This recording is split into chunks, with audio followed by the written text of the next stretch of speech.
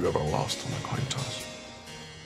Sir, the most you ever lost on a coin toss.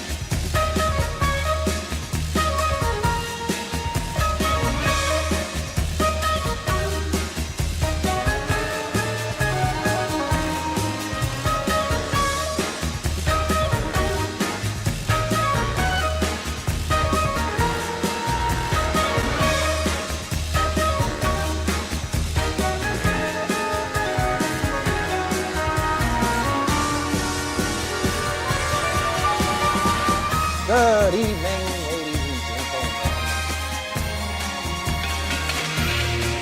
We are tonight's entertainment.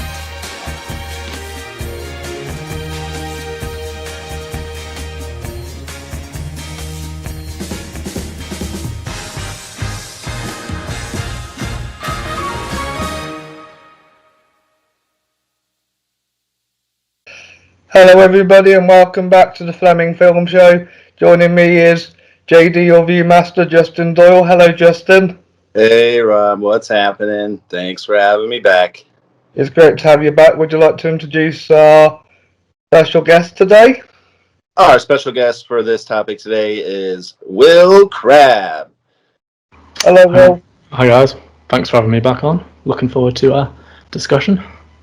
It's a great discussion. Today I can't pick between Damien Chazelle's two masterpieces, Whiplash and La La Land, and here to help me decide a little debate format are Justin and Will. Justin, because you live in Los Angeles, you're backing La La Land. Will, Yeah. because your name starts with W, you're backing Whiplash. Perfect reasons to debate these films. Yes, perfect reason. Justin, since you won the last film off with Cody, would you like to kick us off by telling us why La La Land is better? Okay, well, I'm going to talk about the film itself and why it's great, and then we'll let Will go, and then we'll debate on it after. Because just starting off, ragging on one film, we'll save that for the battle at the end. But La La Land came out in 2016. Damien Chazelle directed it, and this was his follow-up to Whiplash, which came out a couple years earlier. This is a musical movie. This is one that is about jazz mostly, but they play these jazz ballads with these, modern day songs. Actually, two of the songs were nominated for Oscars, City of Stars and Audition. I actually feel like Audition was a better song. At the time, City of Stars was bigger than, Audition was. But once you see the movie more and, you watch it more than once, you really shy away from all the hits and really enjoy what's going on otherwise. So it stars Ryan Gosling and Emma Stone. This is they both live in LA and they both have their own sort of dreams. One wants to become an actress. Emma Stone wants to be an actress. She works on the WB lot as a barista. And then we have Ryan Gosling, who wants to own his own jazz club, and he plays piano, and actually he learned how to play piano in like 4 months for this role. He didn't previously know how to play, so he had to pick that up. and give it a go. And boy, did he really crush it in this. His boss, where he plays his little jingles, is actually also J.K. Simmons, who's in one of the other films we'll be talking about, and kind of playing like this sort of a similar role, not as intense, but really he plays by the book, has his own sort of methods, and really just wants jingles to be playing instead of actual real good music that Ryan Gosling wants to play.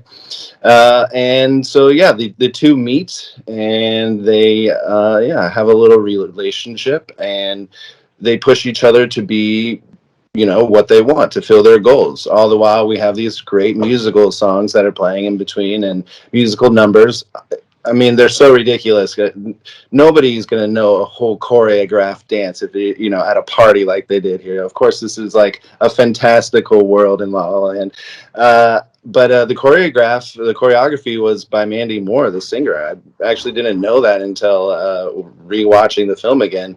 And that's a lot to take on for one person to create all these great dance numbers. One including an LA traffic scene in the middle of the day.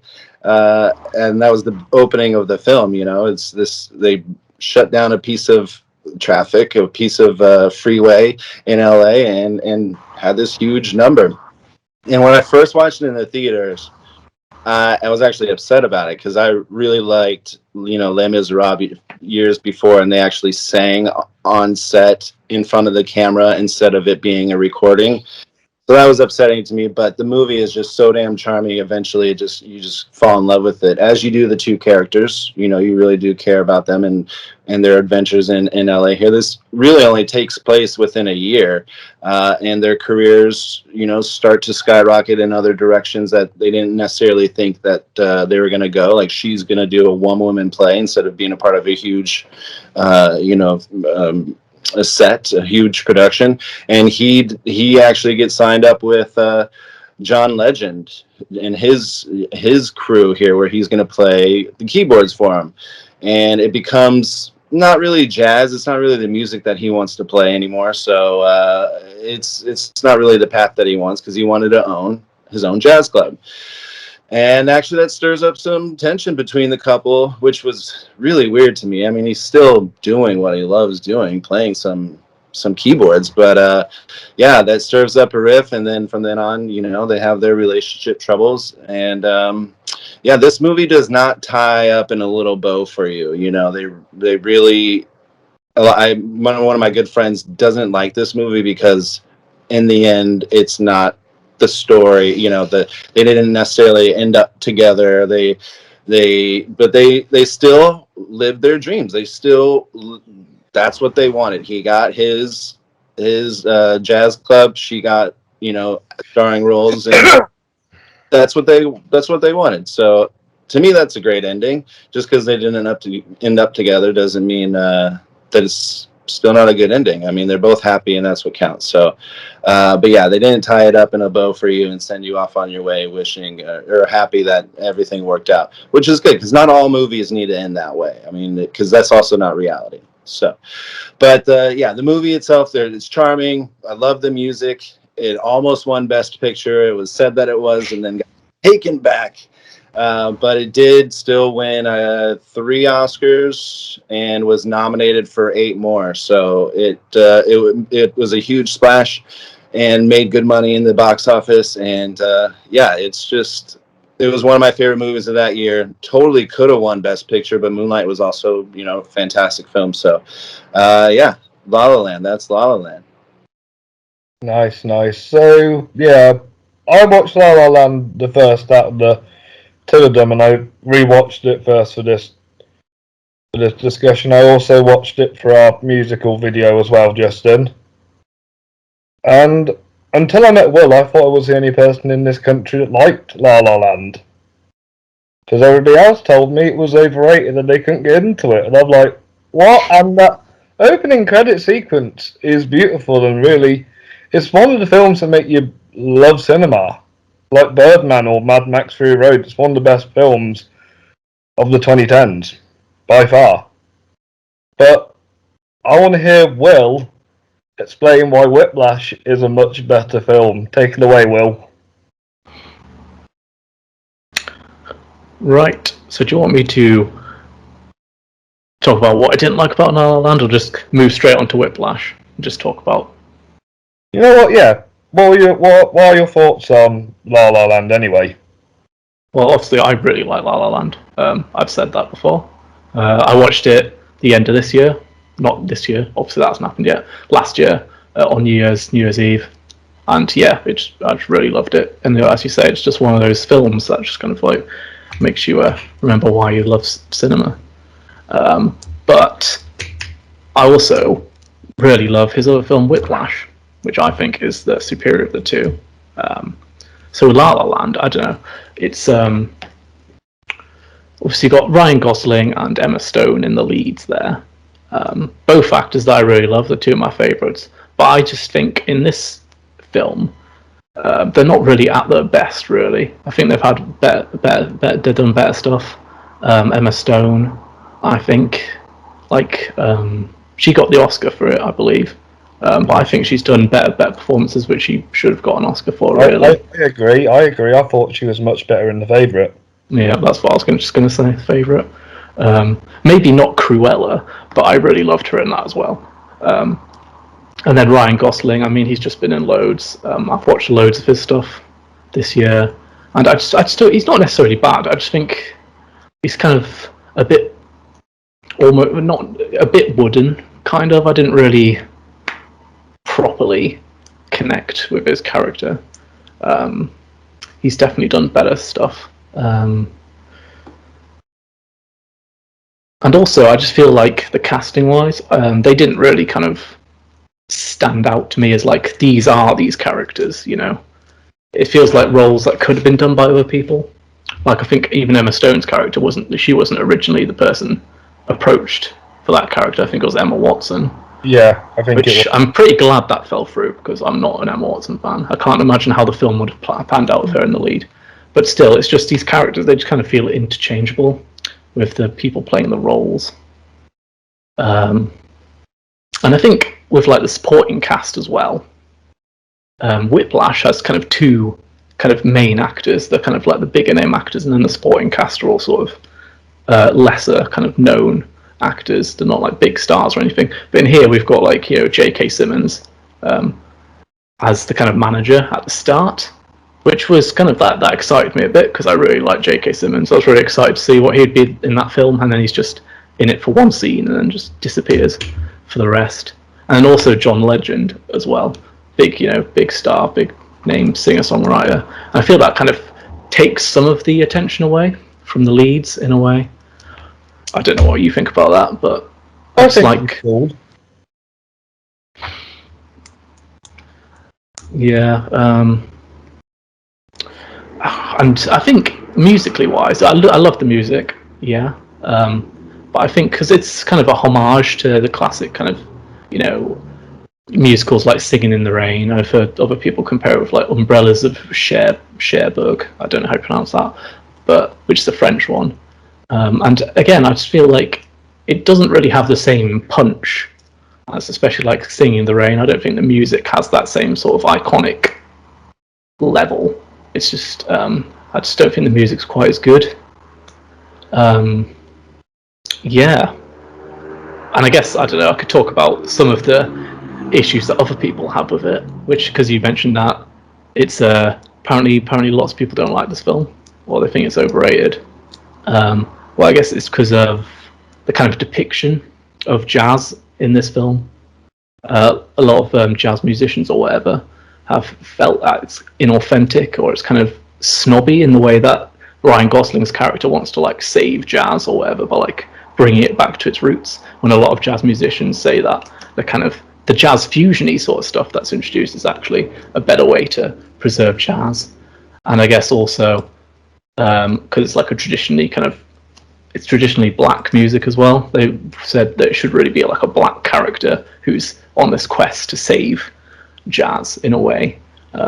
So they kind of call it a bit white savoury in a way. But yeah, that's other people's opinions. And also that I think Emma Stone's character, she doesn't really have that much license, really, because she's like the lead or whatever, but she's kind of almost like a passenger in her own story, and she's kind of going through this film, all the events kind of revolve around Ryan Gosling's character in a way. Yeah, so I don't know. Those are kind of my thoughts on La La Land. Just from the negative perspective. Yeah. Yeah. Yeah, that was. You do have positive things about it, right? Yes. Like again, I've said the music wasn't as good, but it's still very good. I really like it. I listen to the soundtrack like all the time. It's got some cracking songs in there, and it's just a really lovely looking film as well. Just the cinematography and everything, the use of color and all that, and yeah, and I like the story as well. Yeah. And as Justin pointed out, the ending as that's something I really like. That kind of pushed over the edge for me to be like, yes, I like that film because it has the kind of it doesn't end on like a stereotypical happy ending. It's it's more like that's real life. That you've got to sacrifice some things if you want to achieve your dreams in life. Exactly. I like the film's realistic point of view. I do agree with you on Emma Stone. I have seen her in better, and same with Ryan Gosling. But with Ryan Gosling, he's better as the driver in Drive. Yeah, I don't know. Yeah, I think he's got a particular kind of character type that he sort of excels at. But I don't know if the La La Land sort of character is the right one. Fair enough. Right, let's move on to Whiplash. Will, tell us all about Whiplash and why it's better. Right, so got my Blu-ray ready. Whiplash is Damien Chazelle's first feature film, I believe. It was released in 2014. It's based off his previous short film, also called Whiplash, and it focuses on a young jazz drummer played by Miles Teller called Andrew Neiman, who is enrolled at the fictional Schaefer Conservatory for Music in New York City, and he basically has ambitions to be like the greatest jazz drummer that has ever lived. Essentially, that's basically his only ambition in life. So he ends up making the kind of top jazz band in that school, which is essentially the best jazz band in the entire country, and that's headed by J.K. Simmons' character, Terence Fletcher, who's a very, let's say, he's a very forthright teacher. He's very intimidating. He knows what he wants. And he's also kind of pushes his students to their kind of absolute limits, both kind of psychologically and physically, as music, I guess, is kind of also a physical act. His methods are pretty abusive. He kind of abuses his students because he believes that's the best way to kind of produce talent in a way, or nurture talent, is to that's his philosophy, is that you're never going to be the best if people are supportive. You just got to he just thinks that breaking these people down it's almost militaristic in a way, will make them excel. So ultimately, Andrew gets kind of into this band, and he's obviously abused by J.K. Simmons' character, and he kind of ends up having to push himself to his absolute limit, to the brink of his own sanity, in order to be able to just achieve. He wants to please J.K. Simmons' character, and yeah, he basically closes himself off from all the world. His entire life just becomes drumming. He becomes utterly obsessed with it, and it just ultimately spirals out of control. And it's just, I don't know, it's a very intense film. It's very stressful. It's very anxiety-inducing. It's kind of I don't know, it's not a great comparison, but something like Uncut Gems, where it's just kind of it's just stress in a film, and it just kind of builds and builds and builds, and it's just the acting is great. I really liked Miles Teller as Andrew. I thought he did a really good job, but obviously J.K. Simmons just completely steals the show with this film as his performance. I think he got Best Supporting Actor at the Oscars for it, and he was just absolutely phenomenal. It's one of my favourite performances from like last 10 years at least, and it kind of basically single-handedly put J.K. Simmons into like my favourite just actors list. Every time I see that he's in a film, I get really excited, even if the film is bad, because it's like, it's got J.K. Simmons in it. Great, make it all worthwhile. But he's terrifying, but he's just very charismatic as well. You kind of really enjoy to watch him, even if it's like a person you would never want to meet in real life. He's also kind of funny in a way. He's kind of like these kind of jibes he throws around at people, like he's doing his kind of abusive shtick or whatever. Some of them are actually kind of funny, in this kind of twisted way almost. He just brings that so much energy and character to it. I just really, really love it. And the music in the film, I think, is phenomenal, because it mixes like old kind of, or just actual jazz tracks in with like an original score by I think it's Justin Hurwitz, who also did La La Land, wrote the score for that, and First Man, Chazelle's other film. So they've got a kind of little partnership, just like John Williams and Steven Spielberg, or Hans Zimmer and Christopher Nolan. But yeah, the music is just really well done. It's really incorporated. Sometimes you can't even tell what's like an actual original track written for the film and one that's just like a jazz track that they've used. Because obviously they've got Whiplash, which is the title of the film, and then they've got like Caravan, actual jazz tracks. But yeah, just the soundtrack's fantastic. They're really well done. And just the way the music is portrayed as well. I don't think La La Land quite did the same thing with its portrayal of music. I think in Whiplash, I've never seen music portrayed so well on the screen in a way. Just through like kind of the editing and just how all those scenes are kind of shot. You really kind of feel every single beat, like, and like symbol of like the drum and every kind of note that's played from like the rest of the orchestra. And it also kind of captures the physicality of it, as I've mentioned before. Like, it's a very physical act playing music, and it really captures the kind of strain, the kind of physical strain it has on these people. And I guess it all kind of ultimately culminates in like the last 10 minutes of the film, which is probably, I think it's actually like my favourite end to a film, like, ever. It's absolutely fantastic, where it's just one big massive drum kind of solo, where Andrew basically finally kind of breaks through in a way and kind of gets to show what he's all about. Because I don't think we ever really see him actually properly drum before until the end of the film. So it's just a fantastic way of just closing it out. But yeah, it's just an absolutely wonderful scene. I just kind of watch it again and again. Sometimes I'm just going to watch the end scene to Whiplash again, just in my spare time. It's just, I love it. I'm trying to think what else to say about it. There's quite a lot to say about this film. It's brilliant.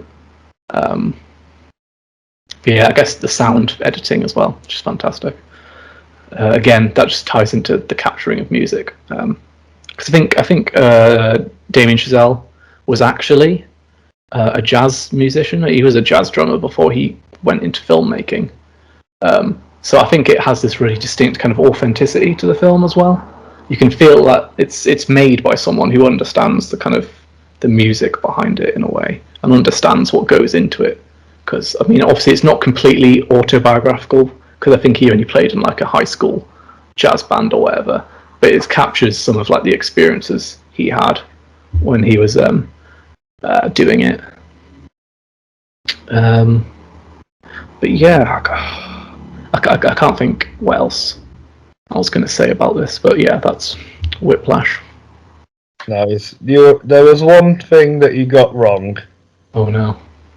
It's not his first film. His first film is Guy and Madeline on a Park Bench, 2009 American independent black and white romantic musical film, which he also wrote, produced, shot and co-edited. It's a feature length. Let me just check. I found it on Wikipedia while I was just double checking. It's 84 minutes long. Wow. Okay. Yeah. Had no idea. Yeah, I don't know. Yeah, Maybe, I think I've heard of that one, but yeah. maybe we'll. I was just looking through on Letterboxd to see what he's Maybe done. we'll have to watch it and have a discussion about it one day. So he did that when he was 25. Then, dang, good for him. Yeah, that's how old I am, and I've not made film yet, so I failed. All right, should I talk about why Whiplash is not good? Well, you can just tell me your good points and your bad points, because I think Whiplash is still a good movie. Yeah, and watching it for this, because I had seen it first in the theaters and then watching it for the second time, yeah, it is a fantastic film. But the thing that is what rings this whole thing true and solidifies this movie as so good is because of J.K. Simmons. He is the one thing that carries this movie. Because if he was not a character in it, then I wouldn't care about Miles Teller in any way. I don't care if he becomes the best sort of drum player ever. But yeah, I mean, Miles Teller is really, really selfish in this film. He really only cares about himself and his career, which isn't that bad. But you know, he starts up in a relationship and then just ends it with her because he just wants to focus on drumming, and then goes crawling back to her. And it's like, you need to make up your mind, guy.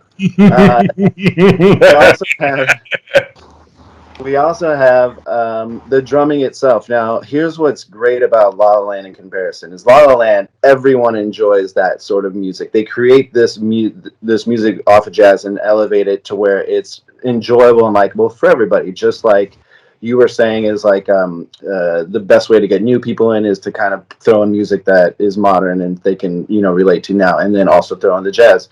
So there's only jazz in Whiplash.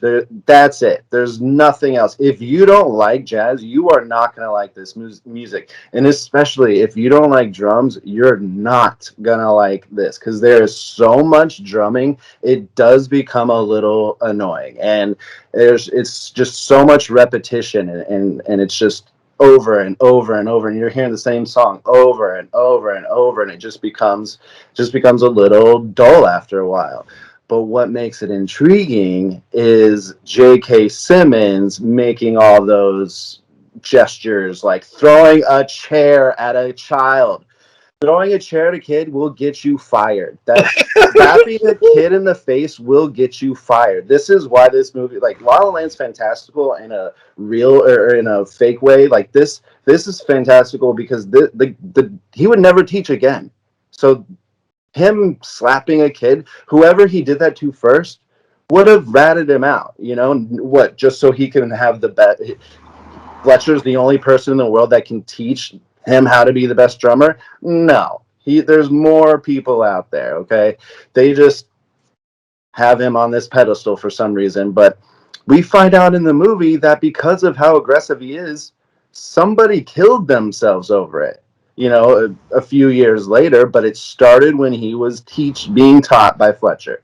So Fletcher is he is just a toxic person, and that it actually forces.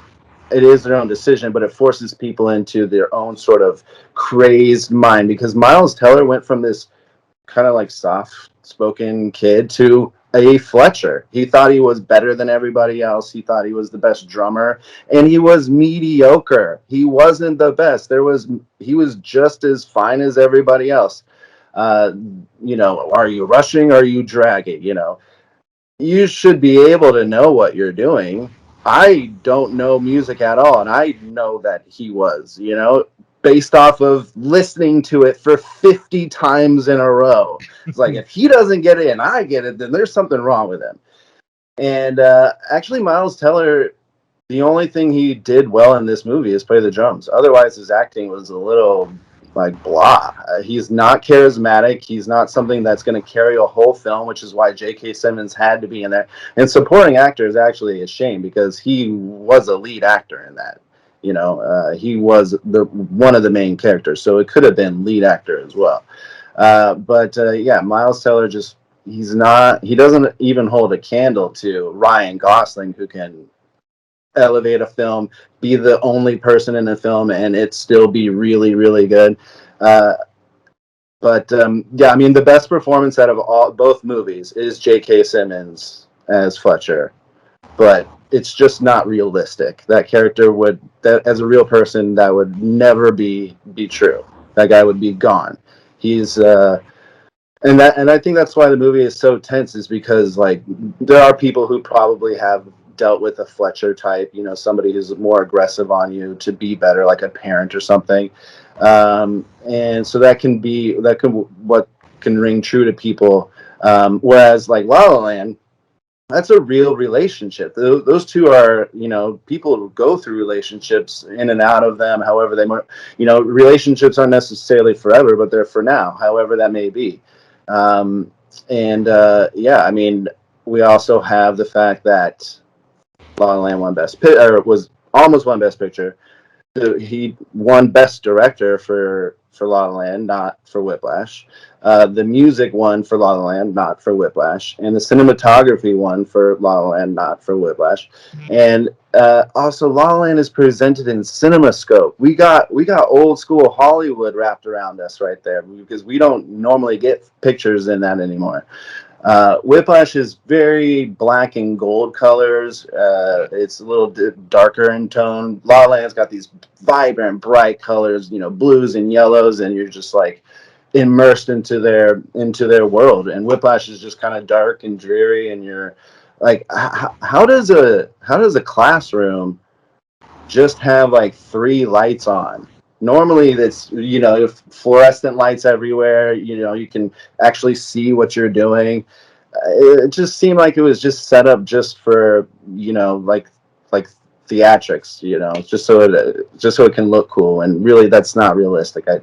I doubt a college school. Here's another thing that's not realistic. Miles Teller was 30 years old playing a 19-year-old. Get out of here. Get out of here. Can I just point out that Michael J. Fox was in his 20s when he played Marty McFly, a 16-year-old? Ridiculous. Was in his 30s when he played Alex, a 16-year-old in Clockwork Orange, and he managed to pull it off perfectly. Ridiculous. Yeah, I think back in the day, the water was different, so they kind of did just look young. But also they surrounded themselves with younger people. And then, what was the second movie you said? A Clockwork Orange. Yeah. I mean, that was years and years ago. But Kristen Bell played Veronica Mars as a 16, 17-year-old when she was like in her late 20s. I mean, it's just, you start to tell, we can see the wrinkles. Makeup's not hiding that. Yeah. There's one scene you guys haven't brought up, and it's a scene where he gets in a car crash. Yes. I think that is the best scene in the film. It's what changes him as a person. But he stabbed himself in the foot. Like, he knew he was not going to be able to perform the way that he needed to, and he still went on and made a fool out of himself. I mean, it's not perseverance. It's fucking, sorry, it's just stupid, Like, you survived, so try to play drums again another day, But what you did is you walked in there, you looked like an idiot, blood everywhere, and you couldn't even flip your wrists. Like, you just shot yourself in the foot, and you ruined your career, pretty much, is what Fletcher had said. Yeah, I don't know. I guess it's supposed to symbolize the kind of obsession where it's a level where he just will not let anything hold him back. But I guess it is kind of stupidity, but it's just because the obsession has just kind of grabbed hold of him so much, and he wants to, not seem weak or whatever in front of Fletcher or whatever. He wants to kind of prove something, but obviously it's not going to happen. And so I guess that kind of acts as a sort of turning point in the film, as Robbie said. But... Right, I'll come to a decision now. You ready to hear it? Let's see. Yes. Right. La La Land is a beautiful movie. It's colourful, it's got beautiful music and great performances in it, and John Legend is cool.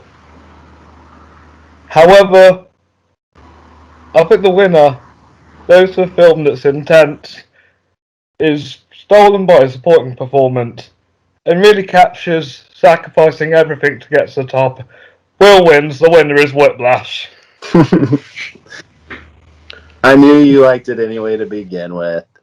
But no, that's the difference, is a supporting role shouldn't be stealing a movie. It should be the leads. They should be the ones that are stealing the show, and Ryan Gosling and Emma Stone did. J.K. Simmons, he helped the movie be what it was.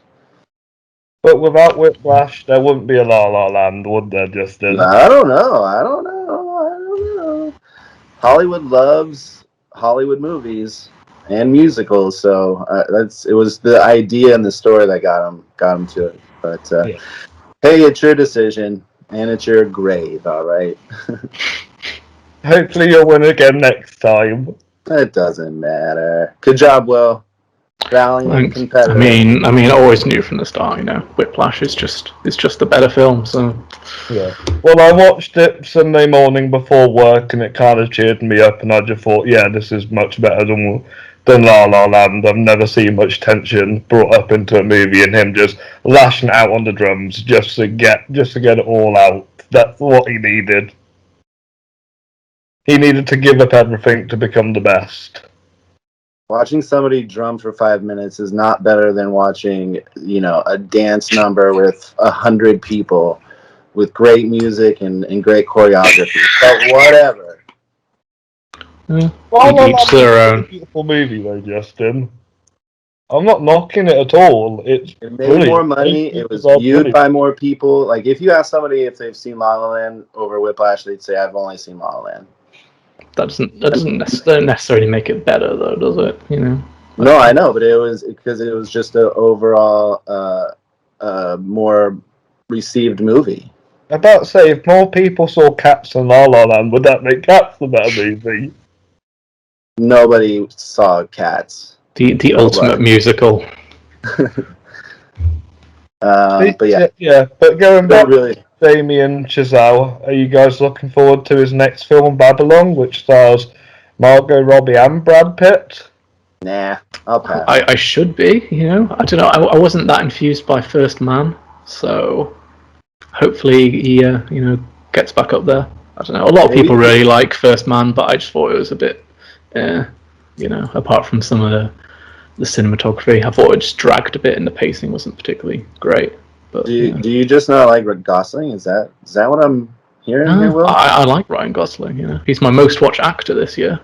So, what's been your favorite film of his? Probably Drive, I would say. Yes. Have you seen Nice Guys? Yeah, I didn't really think that was that great either. I'm just one of these people who just doesn't like things. I'm just a miserable. Yeah, now I'm starting to get why La La Land isn't better, but okay, I get it. Nice Guys is great. Right. Well, thank you for joining us, and congratulations on winning the film, Rob. Good job, Will. Thank you. Yeah, and Justin, it's always a pleasure to have you on. What are we doing next week? What are we doing next week? No. Well, we're definitely doing Hard Candy for my thing. Yeah. Coming up. Yeah. We'll decide close to the time. Yeah. Cool. Yeah. Right. Thank you all for listening. Let us know in the comments which one's your favourite out of the two. And make sure you like and subscribe here, and make sure you check out our past episodes. Check out Will's YouTube channel. Check out Worth Review Movies, and we'll see you guys very soon. Bye bye, everyone. Bye, guys. Bye bye.